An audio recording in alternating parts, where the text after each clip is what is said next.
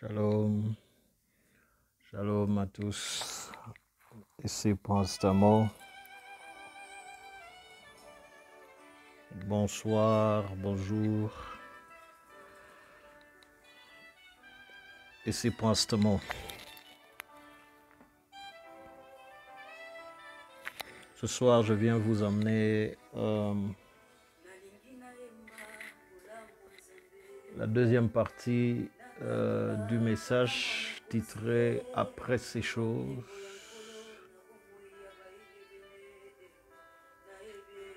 Après ces choses. Deuxième partie ce soir.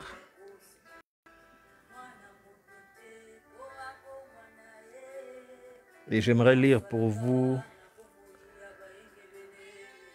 ce soir dans Genèse chapitre 22. Genèse chapitre 22, versets 1 à 2. Après quoi je lirai le verset 12.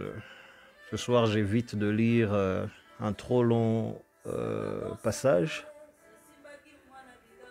C'est pourquoi je lis simplement le verset 1 et 2 et ensuite je vais au verset 12.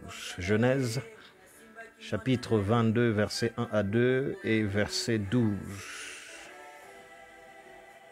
La Bible dit « Après ces choses ».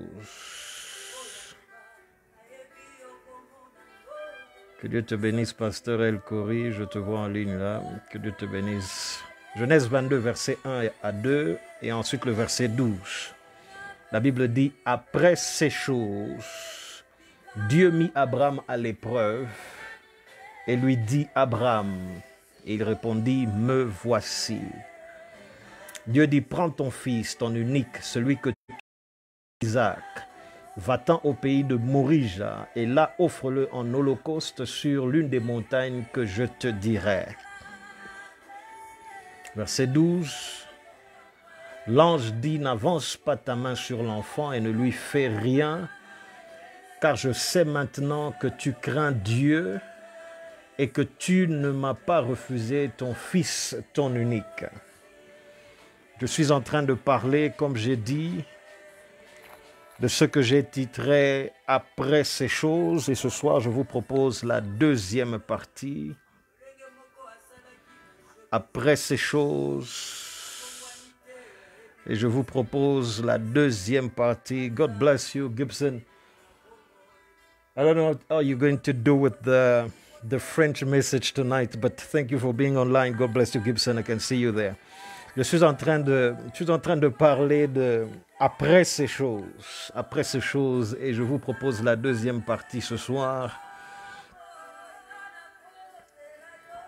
Dans le passage que je viens de lire, le premier verset dit « Après ces choses, Dieu mit Abraham à l'épreuve ». J'aimerais dire « Après ces choses, Dieu ». Écoutez, je vous ai dit la dernière fois que dans la vie, il y a des avant et il y a des après. Ce soir, je viens vous dire que Dieu est au centre des changements qui s'opèrent dans votre vie et dans votre destinée. Dieu est au centre des avant et des après dans votre vie.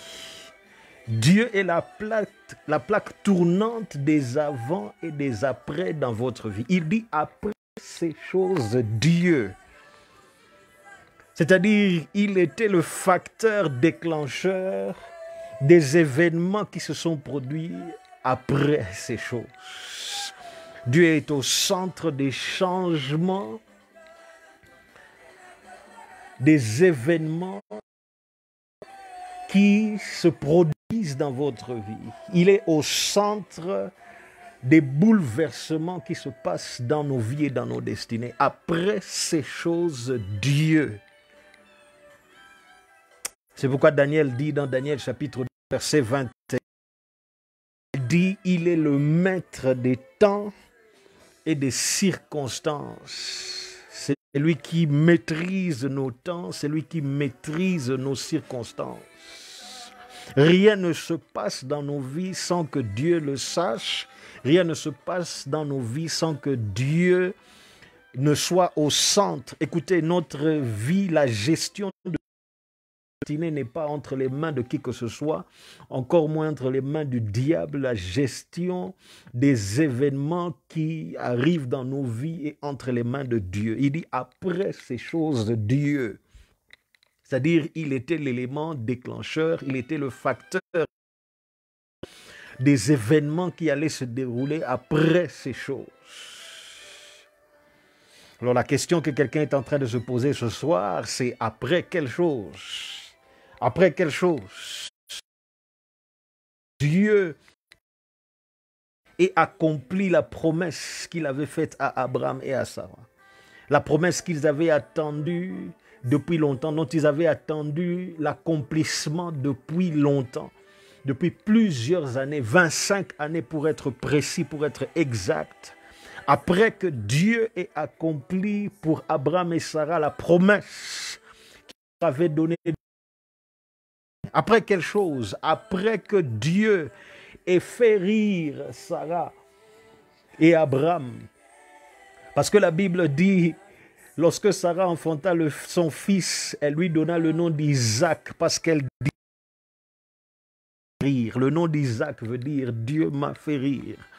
C'est pourquoi je dis après que Dieu a fait rire Sarah et Abraham, après que Dieu a fait rire Sarah et Abraham, après que Dieu a répondu. Je ne sais pas on fait pour matérialiser l'accomplissement de cette promesse. Et pendant ces 25 années, ils ont certainement prié, ils ont jeûné, peut-être qu'ils se sont couchés par terre, peut-être qu'ils ont imploré, ils ont invoqué le Seigneur pour voir cette prière s'accomplir. Après que Dieu a exaucé leur prière finalement, après que Dieu a exaucé leur prière finalement, après quelque chose, après que Dieu a remis de l'ordre dans une famille troublée. La famille d'Abraham était en désordre parce qu'il y avait un troisième facteur, une troisième personne dans sa famille. Il y avait Agar, il y avait Ismaël. Dieu s'est chargé, lorsque vous lisez le chapitre 21, à remettre de l'ordre dans la famille d'Abraham. Il a demandé à Abraham de faire partir Agar et son fils en disant que ce n'est pas lui qui héritera des promesses. Après que Dieu ait remis de l'ordre dans la famille, dans le foyer d'Abraham et de Sarah, après quelque chose, après que Dieu ait restauré la famille, après qu'il ait restauré le mariage, en faisant partir Agar, et en remettant de l'ordre dans ce foyer. Je vous vois en ligne, Brenda, je te vois en ligne, que le Seigneur vous bénisse. Après quelque chose, après que Dieu ait remis de l'ordre dans la famille d'Abraham, après que Dieu ait établi Abraham sur une terre étrangère. Quand vous lisez le chapitre 3, la Bible vous dit qu'Abraham était établi à Beersheba, dans le pays des Philistins. Après que Dieu l'ait établi, l'ait fait asseoir, l'ait installé dans une terre étrangère. Et là, lorsque vous lisez toujours dans le chapitre 21, Abraham fait alliance avec Abimelech qui était roi philistin. Il signe un traité de paix avec Abimelech. Après que Dieu ait donné la paix à Abraham.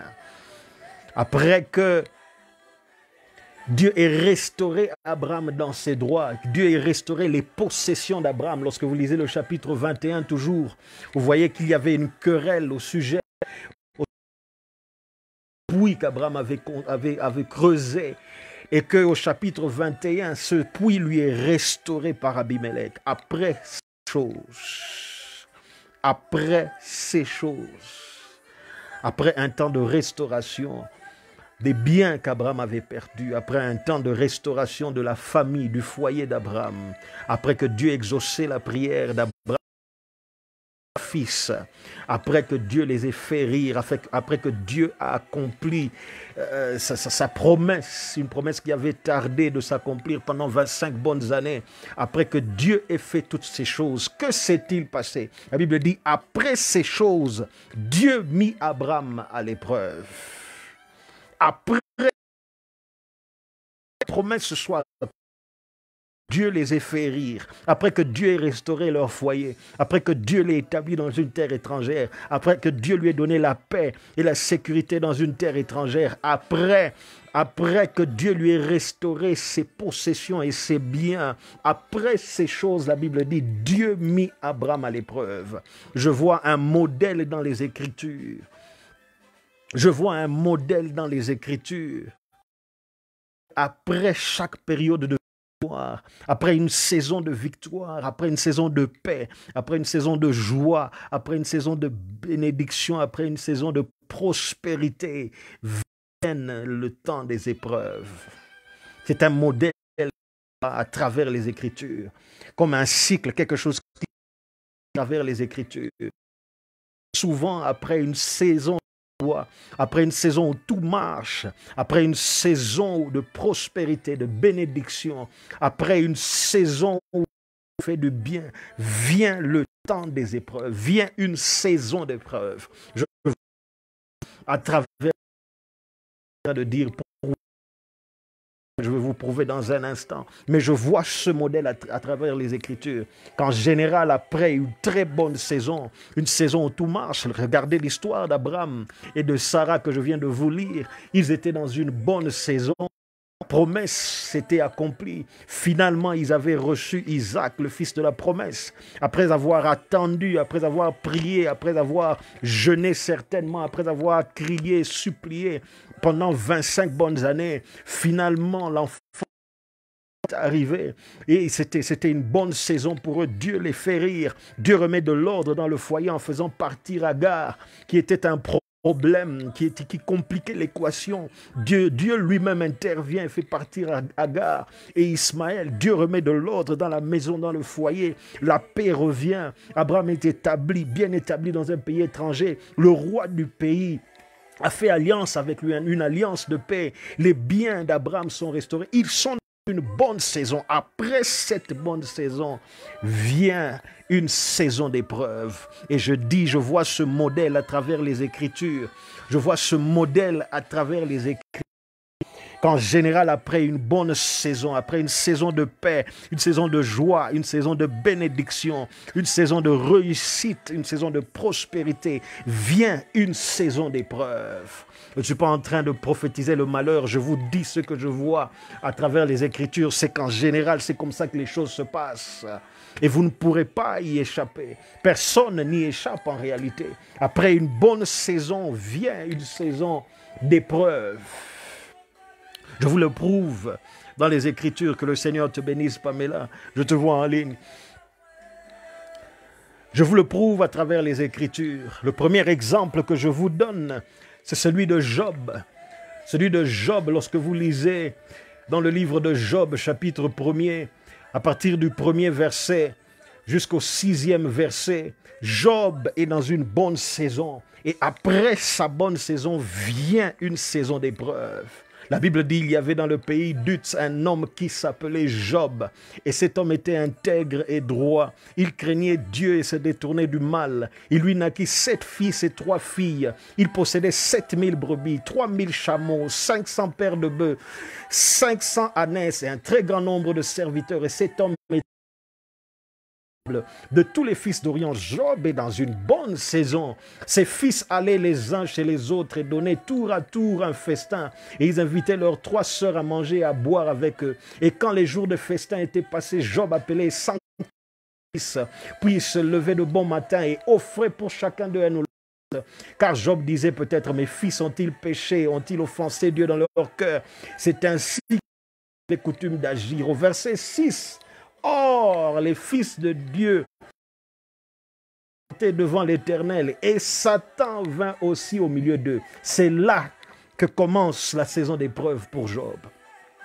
C'est là que commence la saison d'épreuve. Il est dans une saison où tout marche. Il est l'homme le plus important du côté de l'Orient. Il est riche, ses affaires marchent, ses enfants sont épanouis. Après cela vient une saison d'épreuve. Il y a un rassemblement.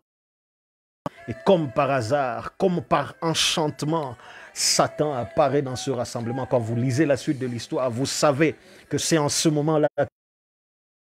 C'est pourquoi je dis, je vois un modèle dans les Écritures. C'est qu'en général, après une très bonne saison, vient une saison d'épreuve. Encore une fois, ce n'est pas une prophétie de malheur. C'est juste ce que je vois à travers les Écritures. Juste ce que je vois à travers les Écritures.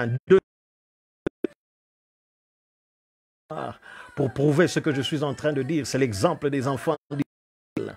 Alors qu'ils étaient en Égypte, lorsque vous lisez Exode chapitre 1er, Exode 1er versets 7 à 11, la Bible dit les enfants d'Israël multiplièrent, devinrent de plus en plus puissants et le pays en fut rempli. Ils sont sous une bonne saison. Permettez-moi de dire, ils sont sous une bonne étoile. En ce moment-là, les choses marchent pour eux. Ils se multiplient dans le pays, ils sont féconds, les choses marchent pour eux. Et la Bible dit au verset 8, il s'éleva sur l'Égypte un nouveau roi qui n'avait point connu Joseph. Il dit à son peuple, voilà les enfants d'Israël qui forment un peuple plus nombreux et plus puissant que nous. Allons, montrons-nous habiles à son égard, empêchant qu'il ne s'accroisse. Et que s'il ne survient une guerre, il ne se joigne à nos ennemis pour nous combattre et sortir ensuite du pays. Et l'on établit sur lui des chefs de corvée. Ces gens passent d'une saison où tout marche, une saison où ils sont féconds, où ils portent des fruits, où les choses réussissent pour eux, à une saison où ils sont mis sous des chefs de corvée, une saison d'épreuve. Lui des chefs de corvée afin de l'accabler de travaux pénibles. C'est ainsi qu'il bâtit les villes de Pithom et de Ramsès pour servir de magasin à Pharaon. Que suis-je en train de dire? En général, après une très bonne saison, après que les choses sont bien allées pour vous, vient une saison d'épreuve. Écoutez, le fait que vous traversiez une saison d'épreuve ne veut pas dire que vous avez péché, ne veut pas dire que vous avez commis un tort, quelque tort que ce soit. Lorsque vous regardez l'histoire d'Abraham, la Bible ne mentionne pas une erreur, une faute qu'il aurait commise pour être entré ensuite dans une saison d'épreuve. La Bible ne mentionne pas une faute que Job aurait commise non plus, qu'il a amené dans une saison d'épreuve, ni pour les enfants d'Israël, qu'ils avaient commis une faute, qu'ils avaient commis un péché quelconque qui les a menés dans une saison d'épreuve. Dieu, si vous êtes enfant de Dieu, si vous lui appartenez, sachez qu'à un moment ou à un autre, il vous mettra à l'épreuve. Alléluia, alléluia, alléluia, alléluia. Nous avons un petit problème de connexion. J'espère que vous arrivez toujours à me suivre. Faites-moi signe si vous arrivez à m'entendre. Nous avons un petit pépin de connexion, hein, une difficulté technique. Faites-moi signe si vous arrivez toujours à me suivre. J'étais en train de parler de l'épreuve en disant que ça fait partie du quotidien de ceux qui appartiennent au Seigneur et que ces trois personnes que j'ai citées, ces trois personnes que j'ai mentionnées, la Bible ne mentionne aucune erreur qu'ils auraient commise, aucun péché qu'ils auraient fait partie du quotidien de ceux qui appartiennent au Seigneur. Le quotidien des enfants. Si vous lui appartenez, à un moment ou à un autre, vous serez éprouvés. À un moment ou à un autre, vous serez éprouvés. Le fait que vous passiez par l'épreuve ne veut pas dire que vous avez commis quelque faute que ce soit. Ça ne veut pas dire que Dieu est en colère avec vous. Ça ne veut pas dire que Dieu est fâché contre vous. Pasteur Roger, que Dieu te bénisse. Que Dieu te bénisse. Pierre Joyce, que Dieu te bénisse. En ligne, que Dieu vous bénisse. Je suis en train de dire le fait que quelqu'un passe par l'épreuve ne veut en aucun cas dire que Dieu est en colère contre cette personne, ne veut en aucun cas dire que Dieu a rejeté cette personne ou que Dieu n'aime plus cette personne. L'épreuve fait partie du quotidien de toute personne, fait partie du quotidien de toute personne. Gauthier, que Dieu te bénisse, merci de nous rejoindre. L'épreuve fait partie du quotidien des enfants de Dieu. Ça fait partie de la vie des enfants de Dieu. À un moment ou à un autre, vous serez éprouvés par le Seigneur. Dans Proverbe chapitre 16, verset 4, la Bible dit « Dieu fait toutes choses pour un but ». Il y a un but à l'épreuve que vous êtes en train de traverser. Il y a un but à l'épreuve que vous êtes en train de traverser. Ce n'est pas par hasard, ce n'est pas pour rien. Il y a un but que Dieu est en train de poursuivre derrière l'épreuve. Dieu fait toutes choses pour un but. Il y a un objectif qu'il voudrait atteindre avec l'épreuve. La question qui se pose, évidemment, est celle de savoir quel serait le but.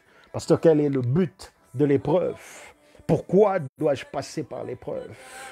Le but de l'épreuve, premièrement, n'est pas de vous détruire. Dieu ne poursuit pas votre destruction à travers l'épreuve que vous traversez. Il ne poursuit pas votre destruction. Le but de l'épreuve, lorsque le Seigneur éprouve quelqu'un, ce n'est pas pour le détruire. Sachez-le d'entrée de jeu. Ce n'est pas pour vous détruire. De l'épreuve, de montrer où se trouve votre cœur. De prouver où se trouve réellement votre cœur. C'est ça le but de l'épreuve. Pourquoi est-ce que Dieu nous éprouve? Pourquoi est-ce que Dieu vous éprouve? Pourquoi est-ce que Dieu éprouve ses enfants? C'est pour démontrer, montrer, prouver où se trouve réellement leur cœur. Dans Genèse chapitre 22, verset 12 que j'ai lu pour vous au début, c'est au verset 12, après qu'Abraham soit passé par l'épreuve, d'avoir dû amener son fils à la montagne de Morija, de l'avoir ligoté et était sur le point de l'offrir en holocauste au Seigneur. En ce moment-là, Dieu l'arrête et lui dit, maintenant je sais que tu crains le Seigneur. Alléluia, alléluia, alléluia. Encore une fois, la connexion nous pose problème. J'étais en train de dire, Dieu dit à Abraham au verset 12, maintenant je sais que tu crains le Seigneur. Maintenant je sais que tu crains le Seigneur. Le but, j'étais en train de dire, le but de l'épreuve, c'est de prouver où se trouve votre cœur, de démontrer au Seigneur où se trouve réellement votre cœur. Est-ce que votre cœur est avec Dieu ou est-ce que votre cœur est avec les choses de Dieu? Permettez-moi de dire ce soir, est-ce que votre cœur est avec le Dieu des choses ou votre cœur est avec les choses de Dieu? Il y a des gens dont le cœur sont attachés aux choses de Dieu. Ils sont attachés au Seigneur. Ils prient, ils jeûnent, ils vont à l'église, ils offrent des offrandes.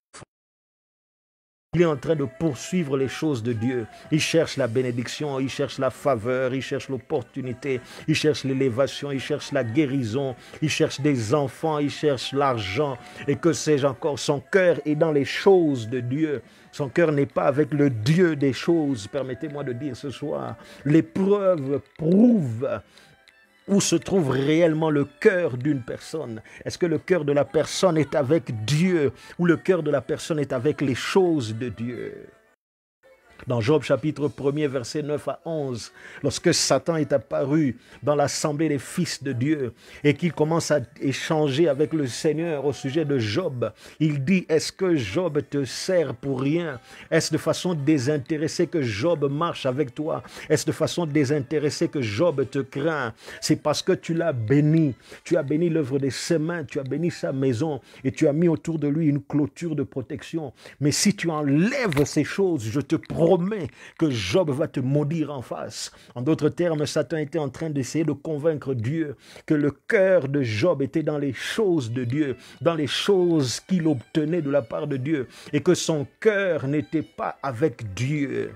Je vous dis ce soir que l'épreuve dans votre vie vient pour séparer le vrai du faux, vient pour séparer la sincérité de la fausseté dans votre cœur, vient pour montrer où se trouve réellement votre cœur. Est-ce que votre cœur est avec le Seigneur ou votre cœur est dans les choses que le Seigneur peut vous donner? Est-ce que votre cœur est avec Dieu ou votre cœur est avec les choses que Dieu peut vous donner? C'est à cela que sert l'épreuve. Voilà la raison pour laquelle Dieu nous éprouve de temps à autre. Voilà la raison pour laquelle il a éprouvé Abraham, pour savoir où était réellement le cœur d'Abraham. Maintenant qu'Abraham avait été béni avec Isaac, maintenant qu'Abraham était établi à Beersheba, maintenant que Dieu avait remis l'ordre dans le foyer d'Abraham, maintenant que les possessions, les biens d'Abraham lui avaient été restaurés, Dieu voulait savoir où se trouvait son cœur. Et c'est pourquoi il l'amène à l'épreuve.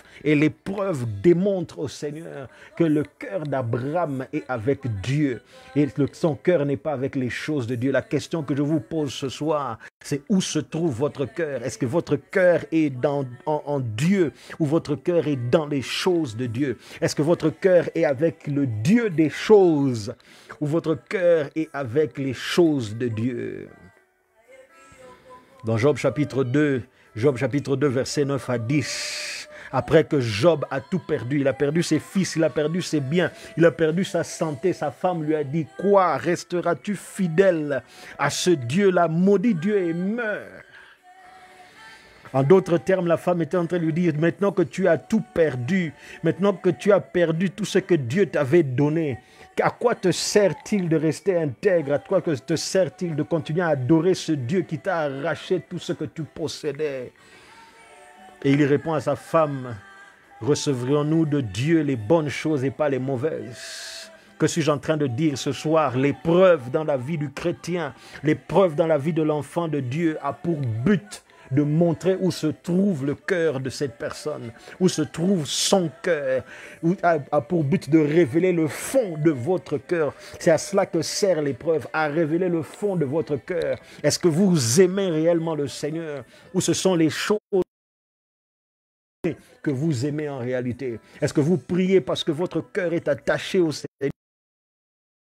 Votre cœur est attaché aux choses que Dieu peut vous donner? Est-ce que vous servez Dieu de façon désintéressée ou vous le intérêt parce que vous savez que quand je sers le Seigneur, il va me bénir, il va pouvoir, il va ouvrir les portes, il va me favoriser, il va me guérir, il va me donner un mariage, il va me donner des enfants et que sais-je encore, il va me donner un bon travail. L'épreuve vient prouver ce qui se cache dans le cœur de la personne. Après ces choses, Dieu mit Abraham à l'épreuve. Bien-aimé, c'est là que je m'arrête pour ce soir. Qu'est-ce que j'ai dit en résumé ce soir? Je dis que je constate dans les Écritures un modèle, quelque chose qui se répète. Ça s'est fait dans la vie d'Abraham, dans la vie de Job et même dans la vie des enfants d'Israël en Égypte. Qu'après une saison de gloire, une saison de réussite, de percée, de bénédiction,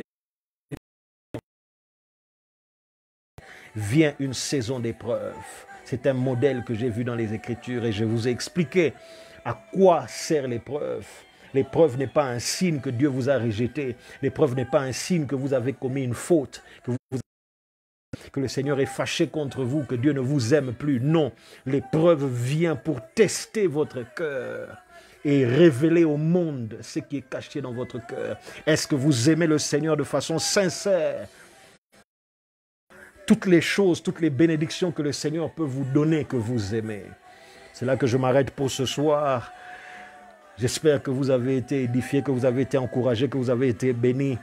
Je vous encourage, je vous enjoins à partager ce message avec quelqu'un. Ça vous prendra 1 minute, ça vous prendra quelques secondes, mais ça pourra faire du bien à quelqu'un qui recevra le partage. Je vous donne rendez-vous prochainement. D'ici là, que le Seigneur vous bénisse. Merci encore d'avoir été en ligne avec moi ce soir. Pasteur El Kouri, Gibson, thank you so much for being online. The Lord bless you. Pasteur El Kouri l'a dit, que Dieu te bénisse. Brenda, que Dieu te bénisse. Pamela, que Dieu te bénisse. Pierre Joyce, que Dieu te bénisse. Pasteur Roger, que Dieu vous bénisse. Gauthier, que Dieu te bénisse. plus. Nathalie, que Dieu te bénisse. Merci à vous tous qui avez été en ligne avec moi ce soir. Je vous donne rendez-vous prochainement, si Dieu le permet. D'ici là, bonsoir chez vous.